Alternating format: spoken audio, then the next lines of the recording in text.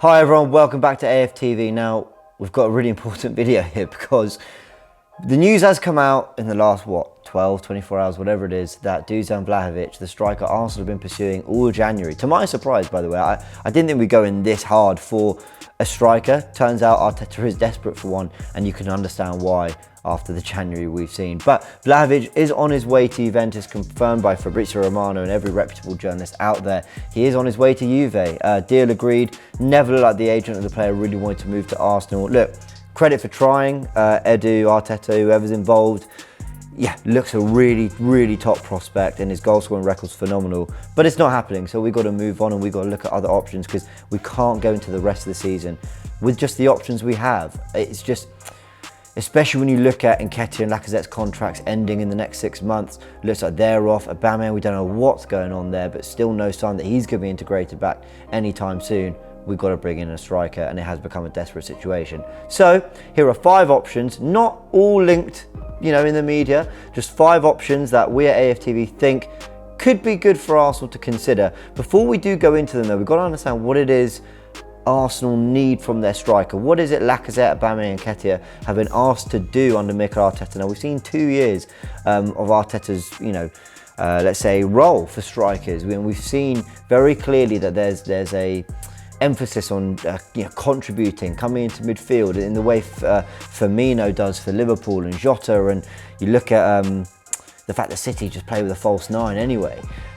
The striker we're going to bring in has to be able to contribute to midfield. Dare I say, I know we hate those guys down the road, but Harry Kane, the kind of thing he does when he drops into midfield, that's going to be crucial for any striker we bring in. But of course, they've got to be able to finish as well, because we've not really had a prolific goal scorer since Aubameyang, probably in the 1920 season. Let's go into it. So I'm going to take you to the tactical pad, obviously, because it's me. And we're going to have a little look at I've put together a kind of made up scenario of just kind of the patterns of play I see from Arsenal very regularly and where the striker's involvement is. We've got Lacazette here. This is a kind of rough 11, probably what Arteta's favoured 11 would be today if he were to play a game and everyone were fit.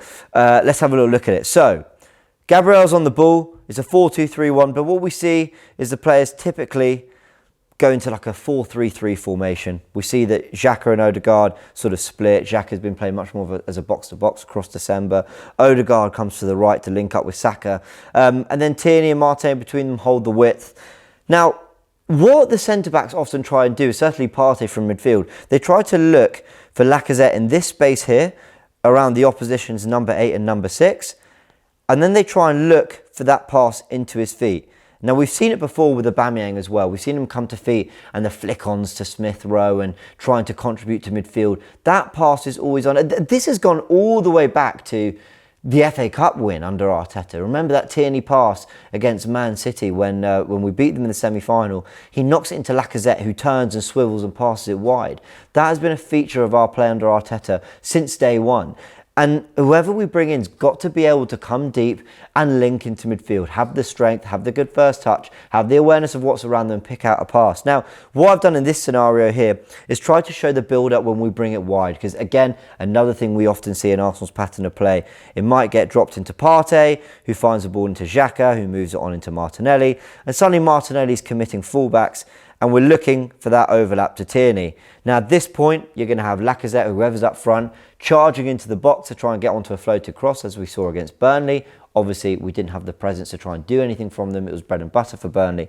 But maybe a striker who can do more of those crosses is the kind of thing we're looking for. Sometimes, though, we even look for the cutback to Odegaard. This is Lacazette getting into the box, but you'll see an Odegaard or a Saka is always hanging back there as well for some kind of cutback or edge of the box run. So, with that in mind, striker who comes into midfield, knocks it about, is able to contribute, is able to pick out a pass, is strong, can hold off defenders when they do come into midfield, and someone who can score, someone who can score with their head, with their feet, someone who is a complete forward, can deal with a range of balls into the box. As I said, sometimes a cutback, sometimes a floated ball in. We need a very complete striker. Here are the options I've got. Starting with Dominic Calvert-Lewin. Now, this is very much an option that has been linked. This is a striker who has been at Everton. I've only ever known him at Everton. 24 years old, linked by the media. A player that everyone's saying, you know, Arteta and Arsenal are definitely keen on bringing him to Arsenal, but very unlikely we do this kind of business in January. Now, what are his pros? Where can he fit in at Arsenal? The big thing for me, if you look at his 16 Premier League goals last season, very good tally, by the way, 16 Premier League goals. He's proven he can score goals in this league. He was very good last season, up there with the best. 7 of them were headed goals. Again, when you're playing teams like Burnley, where we're struggling to score, Forest the other day, where we were just struggling to ask different questions of them, yeah, sometimes a floated ball into the box for someone to just nod down to someone else's path or get an effort on goal. Calvert-Lewin has proven a real handful in that area of the game. He's someone who defenders, especially in the Premier League, do not enjoy playing against. As I said, 16 Premier League goals, 7 of them headed, Premier League proven, and might get the best out of players like Kieran Tierney, who've got a really good delivery into the box, or Martinelli, who sometimes likes to drop a shoulder and put it into the box. Saka does the same.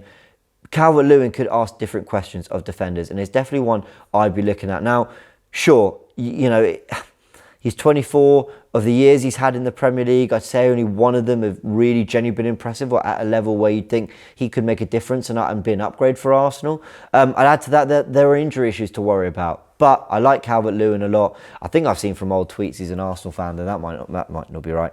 But definitely one for Arsenal to look at. Maybe unlikely this January, but definitely a target that I like the sounds of. My next option is Alexander Isak. Now, 4 goals in 18 this season in the league doesn't sound great, but just remember he's a young striker who the season before that put up 17 goals in 34 games in a side that finished 5th at Real Sociedad. They're currently 6th in the league this season. They've been a good side for quite a few years now in La Liga. He really lit up the Euros. I mean, his quick feet, his power, his drive. Yeah, he can score with both feet. He can play wide. I think this is a really good complete option for Arsenal. Now, remember what I said about Firmino and Jota and City with the false 9? Sometimes, if you look at the best clubs as well, you saw how Chelsea won the Champions League last season. Often, their strikers or whoever's playing in that furthest, that most advanced position, they're not contributing loads of goals, but they contribute massively around the pitch, whether it's through their presence, their work rate, their energy. You know, if Martinelli, Saka, Smith Rowe are all contributing with goals as well, the pressure isn't so much on Isak, who, by the way, if you remove all penalties, you know, from strikers under the age of 21, he is up there with the very best, or at least in that conversation. I really like this guy. I think he might be the most complete striker on the list, and he's young. I think that would be my biggest drawback. Do we need someone a bit more experienced to come in and lead the line for Arsenal? Probably. In fact, almost definitely. But we're going down the route of Project Youth, and he is someone who I think will only get better and better, and the goals, in my opinion, they'll come. They will come. He's a Dortmund academy graduate, doing really well at Real Sociedad. This is the kind of guy I think would be superb at Arsenal. Again, will cost a lot of money. He has a release clause. We've seen Edu on the final day of transfer windows like to just drop the big bag of cash and pay the money. Who knows? Maybe Stan is willing to splash the cash, you know, in this window and bring in a big striker. We know Isak's going to cost a lot of money, but one I'm really excited for. I've got to say, of all the players on this list, it's a toss-up between him and Calvert-Lewin. They're the ones I really like. Hence why I mentioned them first. But let's go into the other options. Jonathan David. Now, Canada International, scored a lot of goals for them, doing well at Lille, 16 goals and 1 assist this season. I'm going to hold my hands up right now. This is the player I know the least about. This is the player that you guys in the comment section, you tell me, but he's one that's been linked with Arsenal a lot. I see all over Twitter and people I talk to, people love this guy. They think he's got a really, really good future.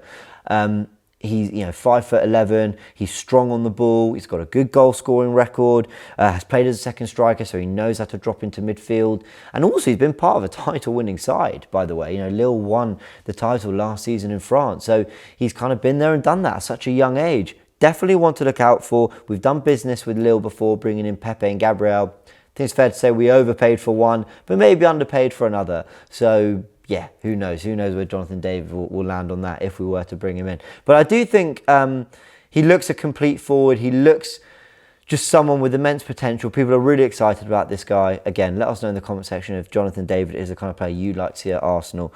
Certainly one we've been linked with. Whether we can do it in this window, again, I'm not sure. I seem to be saying that about all these players. I've literally, the first row I mentioned, I keep saying, can we do it in this window? Arsenal are going to have to. But maybe these next two I'm about to mention are a little bit more gettable. Let's go into them. I'm going to start with Patrik Schick. Now, this might be a really weird one from left field because I don't think we've been linked to him. I think he was linked to Newcastle at one point. And his goal scoring record is mixed. 31 goals in 57 at Leverkusen, 10 in 28 at Leipzig at his club before, and then 8 in 58 at Roma before that. So it is a mixed patch for Patrik Schick. Did very well at the Euros, 5 goals alongside Cristiano Ronaldo, top goal scorer at the Euros. But again, looks a very complete forward in terms of, do you know what? I don't necessarily mean that. He's definitely a presence, is what I'm trying to say. Balls into the box that attack them, scores with his head, threat from set pieces, got a good left foot on him. He's actually got a bit of pace as well, can get in behind. He's shown his inventiveness with a great goal at the Euros from the halfway line.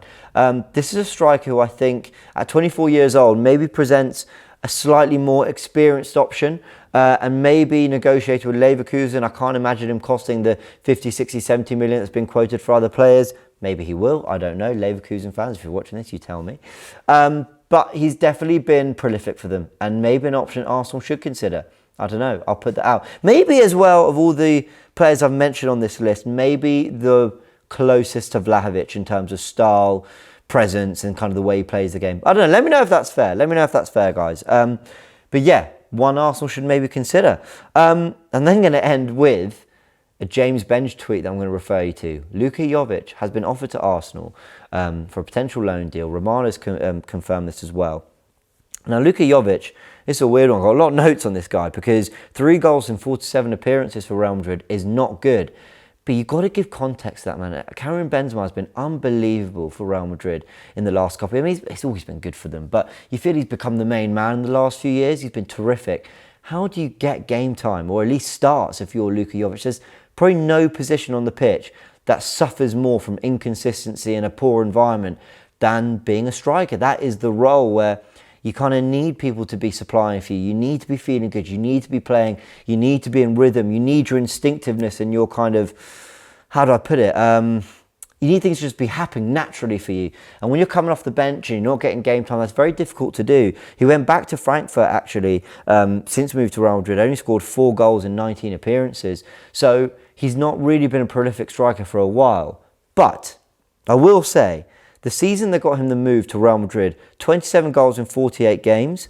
That's 23 goal contributions, 17 goals and 6 assists in 32 league games, and 10 goals in 14 Europa League games. Those are very impressive numbers at Frankfurt. I remember they were very unlucky not to get to the final. Arsenal could well have played them in that final, but for a penalty shootout against Chelsea that didn't go their way.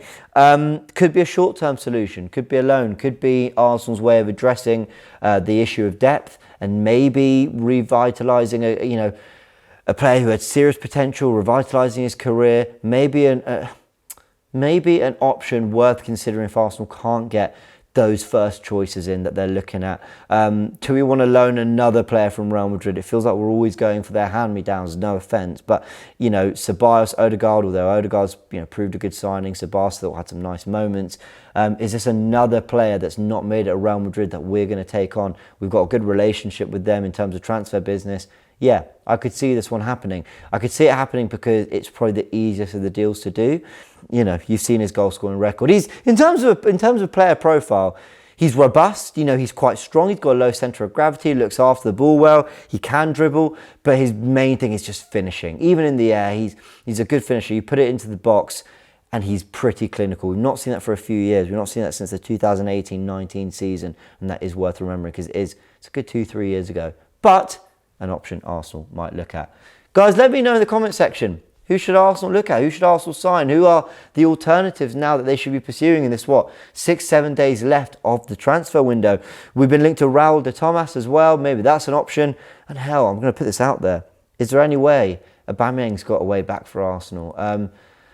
I know he wasn't performing before, but I do think a lot of that's also got to do with the system. It's a confidence thing. It's a system thing. Maybe he's a little bit on decline. But I don't believe you go from 20, 30 goals a season to, 10, 15?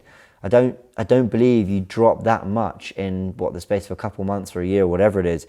So I don't know what's going on there. Clearly something that Arteta doesn't like or the club doesn't like or Aubameyang doesn't, I don't know. Clearly something isn't right there because he's been stripped of the captaincy. I just wonder whether that might be the option, just to try and rekindle, try and mend those broken bridges and getting back into the team. Let me know in the comment section what striker you want to see Arsenal go for. And don't forget to check out AFTV VIP as well for the Forever Arsenal podcast. We're there every day, me, Jordan, Lee and Turkish, breaking down what's been going on, talking about what's to come. Check out other content like Inside AFTV, the superb Marble Halls podcast with Harvey, Julian and the amazing guests who have been at the club, worked at Arsenal. Go check out all that amazing content at AFTV VIP. Like this video if you enjoyed it, subscribe to the channel if you haven't. Plenty more coming this week. Arsenal aren't playing for a while, but still lots of content coming, especially as we head towards a very, very busy and important transfer deadline day, which we'll be covering. Thanks for joining us, guys. We'll see you on the next one.